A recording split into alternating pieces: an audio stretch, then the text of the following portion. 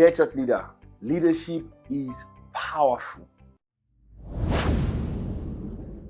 One of the things that spoke great volume to me from scriptures was seeing how powerful the kings were, especially those who ruled over God's people. Now, over and over and over, we would see that the entire Israel went against God, went contrary to God, as long as the king who led them was contradicting God's laws. Israel stayed aligned to God's counsel as long as the king on the throne was one who was in tune with God's will. And this baffled me a lot. I mean, the Israelites were not robots. How can the multitude of Israelites go in the direction of one man who was the king at the time? So when the king was against God and did not care about God and built up altars, gave sacrifices to idols, the entire Israel followed suit.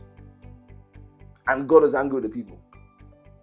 When you had a king coming and the king wanted to do it according to God's will, pull down the altars, stop the sacrifices to idols, it's as though the entire Israel follows in the same direction. That's very instructive. The people were not robots. But it tells you how powerful leadership is. Leadership has the ability to force people to a direction, even if you're not planning to go that route. Leadership is very, very powerful. See, dear church leader, the success of your team largely is defined by you. Leadership defines a lot in the success of a team. So the story of Joshua and Caleb comes to mind. They are amongst the 12 that Moses sends to go spy on Canaan, the promised land.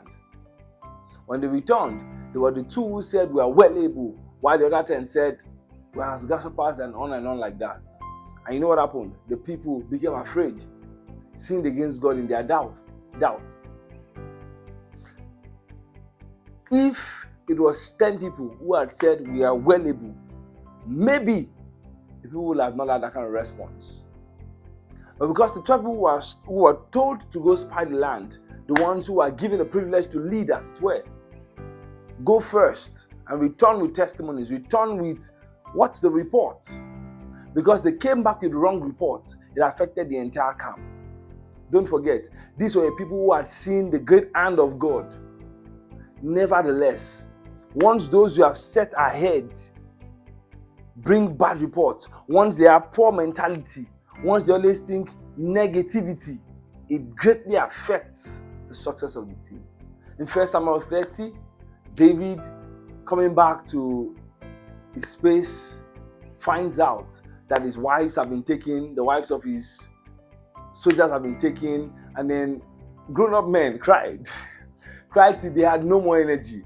In fact, some of the men began to think about stoning David. It was this man that led us to one war, and then this happened. They came, they ransacked our place and took our families and on and on. David encouraged himself. Let's go. And so, having inquired of the Lord, shall I pursue? Will I overtake? God told him, pursue, overtake, and surely you recover all. What did David do? He led the people. The only reason those men would take that step in pursuit of those who had gone a distance, taking their family, taking their spoils, the only reason why they would pursue after them was because a leader took charge. Your team's success is largely based on leadership. I'll give one more example, and it's the story of the feeding of the 5,000. And so Jesus Christ led that operation of feeding the 5,000 men. That became a reality not because of the apostles, but because of good leadership showed by Jesus. He said, "What do we have?" I mean, if it was for the apostles alone, many of us would have followed that route. They're like, how can we afford to feed these 5,000 men? And from that culture, we are told that women and children were not calculated. And most likely, we had more women than even men, and definitely more children than men and women. So it was quite a large number of people to be fed. Jesus said, what do we have? Got it, gave thanks, told them, in fact, said, made them sit down in 50s, in 100s, on and on like that. That was madness. How do we give you 5 loaves and fishes from a small boy's lunch, and you tell us to tell a people of over 5,000 to sit down? Expecting what? But you see, leadership has a way of influencing the mentality of the team and ultimately producing success. So this is my conclusion. What kind of leader are you? Do you sponsor positivity? Do you sponsor a consciousness that says we can get it done, we are well able? Or you are the negative type? You're the one who says, oh, we are too weak, we are too small in number. Do you see how much God can bring to bear through your team? Do you see potentials waiting to be manifested? Do you see divine abilities already in the people that you're working with? And that in the shortest possible time will be made manifest? What kind of leader are you? Do you lead the people on a course, telling them we are well able? This thing will be done through our hands for the kingdom of God. What kind of leader are you? Like I said in letter 16, it's right to delegate, but don't forget, whatever happens, success or failure, leadership is at fault. Old leadership, if it's succeeding, leadership is the one responsible. And if it's failing also, no matter how whoever the leader wants to blame, that leader, me, you, is at fault. This is letter 17. Please do well to like this video. Leave an honest comment. What blessed you the most in what I shared in this letter? Subscribe to this YouTube channel if you've not done so. Share the video with as many people as you can. I'll see you in the next letter.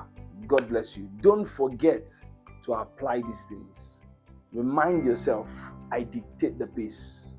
However I do, if I'm slow, if I'm dragging, it's going to dictate the pace ultimately. Even if I have the best of people to work with, me as the leader dictates the limitations. LID, I'm the lead. If I gain momentum, everybody drives. If I say it's possible, they also will. God bless you. You have a great time. See you in letter 18. Bye.